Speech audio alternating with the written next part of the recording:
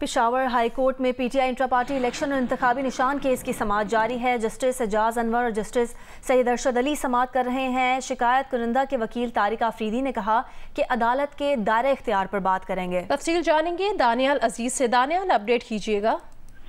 जी बिल्कुल, आज 9 बजे पेशावर हाई कोर्ट में इस मुतालिक केस की समाअत शुरू हो गई। केस की समाअत जस्टिस एजाज अनवर और जस्टिस अरशद अली पर मुश्तमिल 2 रुकनी बेंच कर रहे थे और सुबह 9 बजे से अब तक केस की समाअत हो रही थी और अभी चाय के वक्फे तक केस की समाअत मुलतवी कर दी। जितने भी आज फरीकेन को मौका दिया गया, उनके दलाइल सुने गए, तमाम फरीकेन ने इस बात पर जोर दिया कि ये केस जो है यहाँ पर मेंटेनेबल नहीं है और इस केस को पेशावर हाई कोर्ट में नहीं सुना जाए।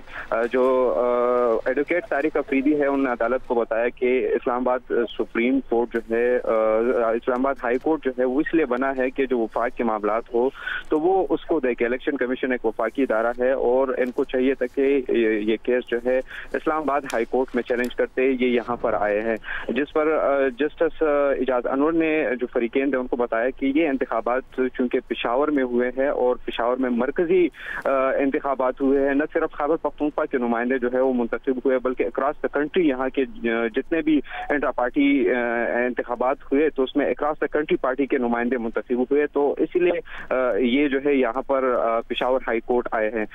इस पर अदालत ने फरीकेन से ये भी सवाल किया कि आप लोगों का जो शिकायत है वो ये है कि हमें इंतखाबात में मौका नहीं दिया गया और हमें इंतखाबात में लड़ने का मौका नहीं दिया गया, तो क्या आप इंतखाबात दोबारा चाहते या आप चाहते कि पीटीआई को इंतखाबी निशान जो है मिले या न मिले?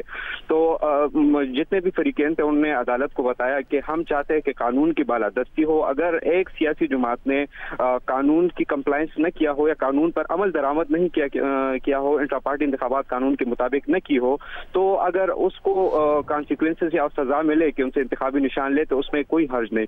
एक शिकायत कुनिंदा के वकील ने अदालत को यह बताया कि ये पहली मरतबा इस तरह नहीं हो रहा है, माजी में भी इस तरह हुआ है कि एक सियासी जमात जो है 1985 में एक सियासी जमात बगैर इंतखाबी निशान में उन्होंने इंतखाबात में हिस्सा लिया था, जिस पर जस्टिस अरशद अली ने इस्तफसार किया तो कि वो तो मार्शल लॉ था, लेकिन वकील ने उस पर जवाब दिया कि मार्शल लॉ था लेकिन सब कुछ जो है वो एक लीगल फ्रेम में हुआ था और ये हो सकता है कि एक सियासी जमात जो है बगैर इंतखाबी निशान इंतखाबात में हिस्सा ले। अदालत ने अब तक फरीकेन के दलाइल सुने और वक्फे के बाद जो है दोबारा मजीद जो फरीकेन अपने दलाइल पेश करेंगे।